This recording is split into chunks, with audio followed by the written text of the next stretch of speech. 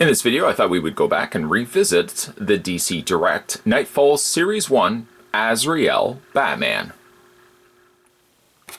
Much like the Bane, the Knightfall Azrael Batman comes with the same cracked display stand featuring the Azrael-inspired bat logo.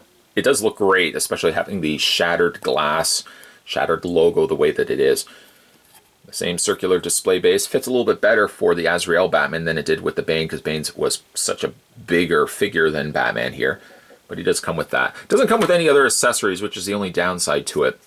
The figure, luckily, I'm able to get him to stand. He has the trickiest way of standing this figure. You almost have to angle the foot back to get him a proper stance.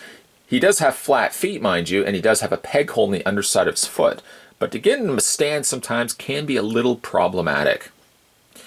The figure itself, I think, holds still well to this day for a sculpt figure. It's not nearly to the level, and let's do a quick comparison now. It's not nearly to the level of, I think, the Bane, which I think the Bane and the purple costume Catwoman are still classic figures that look good nowadays. This one still holds up well, but it's based on a real zany design of Azrael Batman. And let's kind of look a little bit more into that. Those not familiar with this design of Batman, of course, Bruce Wayne gets his back broken, yada, yada, yada. Azrael takes the mantle of the Bat and decides, in 90s fashion, to make himself a Bat costume that is just a modge podge of different things thrown together. I like claws. Let's give myself some claws. It's the 90s, so everything has to have pockets. How about a leg pocket strap? How about a waist pocket strap? We'll do that. We'll incorporate that. This would be something that looks like Rob Liefeld's work back in the days of Youngblood, where everything had pockets. Don't believe me? Go back and look at 90s comics. You'll see an ongoing trend. Big chested women and pocket straps everywhere. As far as the eye can see, hashtag pocket straps. As a whole, though, the figure still looks pretty interesting, even though I don't really like the design of the character. I much more like the classic Batman costume, that this just seemed a little too busy for my liking.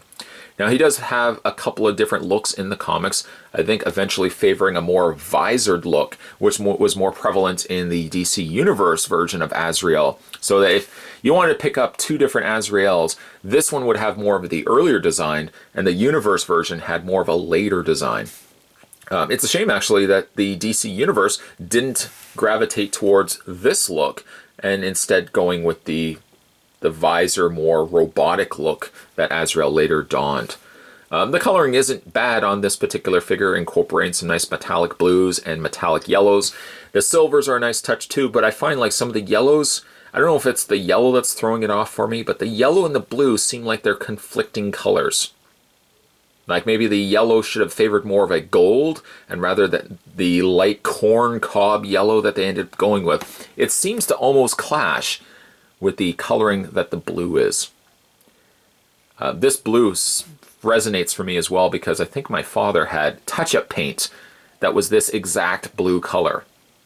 I would almost need that touch-up color now because there's that little scratch over the course of displaying these figures in boxes. That's a redundant phrase, because you're not displaying these. I had these packed away in totes, and essentially all the figures rubbed up against one another, and the casualty in this is a little bit of paint that's worn off of Azrael's head here. So if I only had a little bit of that touch-up paint, I could probably go in, clean it up, and you would never know the difference. Paint, for the most part, is pretty good. The cape's pretty good, too, although I do find it's a little wide for my liking. I think I would have favored a little bit more of a narrow cape, but at least it has a nice soft plastic to it. There's the back of it. More pockets, pockets galore, hashtag pocket straps.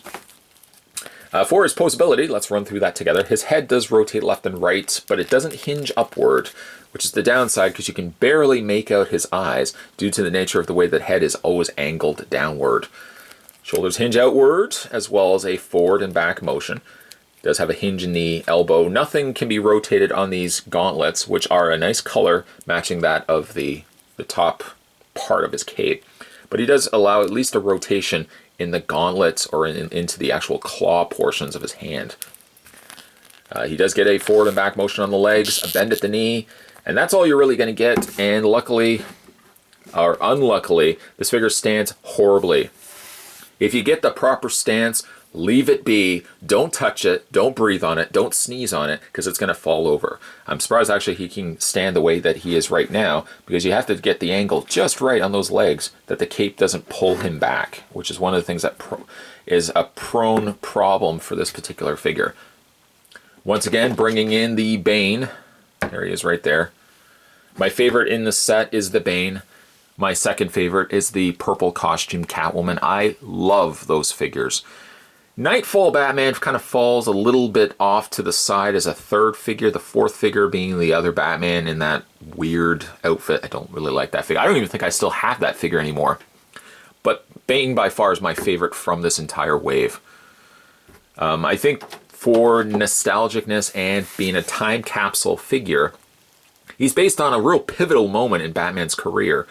Of course, Batman has died since and has multiple things happen to him all the time now. But back in the 90s, something like a breaking of Batman's back and something like the death of the Man of Steel resonated with collectors because it really hadn't been done before. The idea that somebody else was taking the mantle of Batman was just preposterous, and yet that's what ended up happening in Knightfall.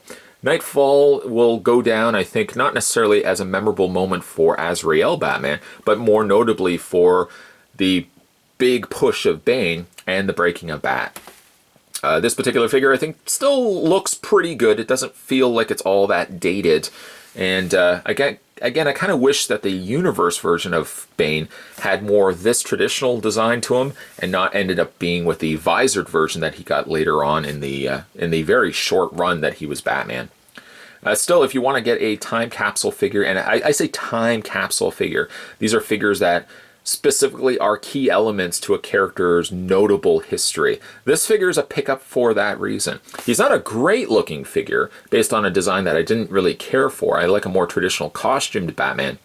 But this particular costume does represent a moment in Batman's history, a very, very notable moment in which Batman's back was broken. This guy, I think, is fairly affordable. The Bane is a little bit more expensive. The purple costume Catwoman is a little bit more expensive in aftermarket. But the Azrael Batman, I think, has stayed relatively low on value. So if you guys are interested in finding this guy, maybe you can find him at your local comic book store or maybe on eBay or something like that. Not a bad figure based on a design that I really didn't care for, but nonetheless, today we're throwbacking a revisit to the DC Direct Knightfall Series 1 Azrael Batman. As always, guys, if you like this video, hit it with a like. If you haven't subscribed to this channel, what are you waiting for? Click that subscribe button down below. Don't wait for Batman's back to be broken again. It probably will happen at some point. But don't wait. Don't be the person that says, I'll do it later. Subscribe now and you won't miss a beat when it comes to future videos hitting this channel. If you also like throwbacks, let me know down below which particular figure from my older videos would you like to see me revisit in a newer, cleaner, pristine, snazzy looking video. Thanks guys, see you next time.